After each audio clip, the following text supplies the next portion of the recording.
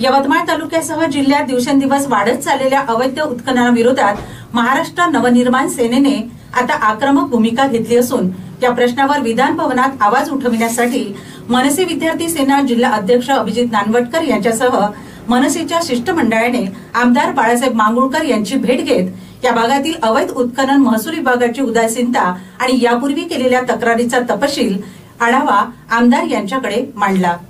सन्माननीय यवतमाळ विधानसभेचे आमदार बाळासाहेब मांगुळकर यांना यवतमाळ तालुक्यातील अवैध उत्खनन जे होत आहे त्याच्या संदर्भातलं एक पत्रक दिलेलं आहे, ज्यामध्ये आम्ही बाळासाहेब मांगुळकर यांना यवतमाळ तालुक्यात होणाऱ्या अवैध उत्खननावर तारांकित प्रश्न या पावसाळी अधिवेशनात उपस्थित करावा अशी विनंती केलेली आहे। याआधी आम्ही चंद्रशेखर बावनकुळे महसूल मंत्री यांना देखील या संदर्भात भेटलेलो आहे। त्यांनी जिल्हाधिकारी यांना पुणे सर्वेक्षणानुसार ड्रोनने सर्वे करावा असे आदेश देऊनही याच्यावर काहीच कारवाई न झाल्यामुळे आम्ही हा प्रश्न विधान भवनात तारांकित करण्यात यावा या मागणीसाठी बाळासाहेब मांगुळकर यांना भेटलो आणि बाळासाहेब मांगुळकर यांनी आमची मागणी मान्य करून विधान भवनात हा प्रश्न तारांकित उपस्थित करण्याबाबत